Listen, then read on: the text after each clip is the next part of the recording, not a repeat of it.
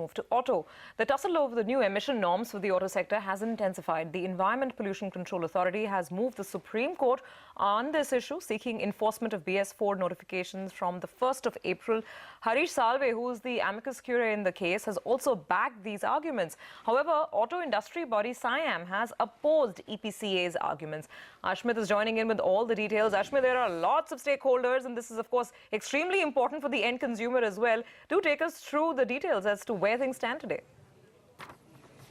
Well, as expected, there were heated exchanges between the councils in the Apex Court. But before we get there, a quick look at the data points. Now, this is the data available with the EPCA with respect to the unsold BS3 inventory. And here, let's take a quick look. Passenger vehicle stands at 23,000. Three-wheeler stands at 45,000. But these two areas are where the pressure points are as per EPCA. For commercial vehicles, unsold inventory 75,000. For two-wheelers, stands at 7,50,000. These are the pressure points, which in fact were impressed upon the Apex Court by none other than the amicus himself, Harish Salve. Harish Salve argued that given the efforts undertaken by EPCA, undertaken by the Apex Court against pollution, we cannot have a situation where we have over 75,000 BS3 compliant trucks on Indian roads. He also went on to say that this is another pressure point. 7,50,000 two-wheelers as far as BS3 norms are concerned. Again, that's a situation that EPCA is not looking at favorably. Harish Salve importantly identified Hero MotoCorp as well as Honda, and that they have the bulk of the BS3 inventory, and he focused on that. And finally arguing that notification was very clear and that it was made abundantly clear there was enough notice available and that the companies should comply with that notification. Interestingly, Bajaj Auto, a member of SIAM, was also somebody who backed EPCA. They went on to say that yes, this is a notification that clearly says that there can be no sale beyond April 1st. That was Bajaj's position before the Apex Court. They also went on to say that the notification is very clear that no registration can be allowed post April 1st. So that's another argument coming in by Kapil Sibal representing Bajaj Auto. Finally saying, echoing the stance taken by Harish Salve, that there was again enough notice and that there was enough time available with the auto companies to prepare. And finally, that the auto companies should be more forthcoming in terms of sharing company-specific data on unsold BS3 inventory. Now, expectedly, this position was met with fierce opposition from Hero.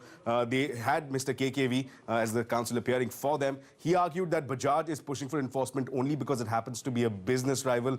Hero MotoCorp also went on to argue that this case is being used as a prop by Bajaj to disrupt competition, and that is the agenda that Bajaj is pursuing here, arguing before the Apex Court. And finally going on to clarify their own position that as far as Hero's concerned, they've been careful to stop BS3 manufacturing as of March 1st. That's the stance that Hero took. Finally, moving on to SIAM, represented by none other than Abhishek Manu Singhvi himself. He clarified first that Bajaj has no locus to appear here. No rights of Bajaj have been violated, and hence there can be no case made out by Bajaj to argue its own case against before the Apex Court. Also saying that Bajaj Auto is again not hurt by any of the rights as far as the notification is concerned. And also importantly, it's a competitor to various members of SIAM. That's another key argument coming in against Bajaj's stance before the Apex Court. Finally, it also went on to argue that this is a case of EPCA ambushing SIAM, given that EPCA has no jurisdiction beyond NCR. That's one key argument that SIAM made, that it was a Supreme Court constituted body only with respect to NCR, cannot exercise jurisdiction beyond that. And finally also arguing that this notification, as far as the migration notification is concerned, that it allows for manufacturing till March 31st, and that is a key word here. That's the key takeaway, manufacturing, and that is something with which the assembly lines have been geared. So there can be no two ways about that. Nonetheless, we expect more fireworks on March 24th. That's when the hearing will resume in this case. Back to you. Absolutely, Ashmit. It's a high decibel battle. I think next time we'll get you in for a half an hour to really explain to us.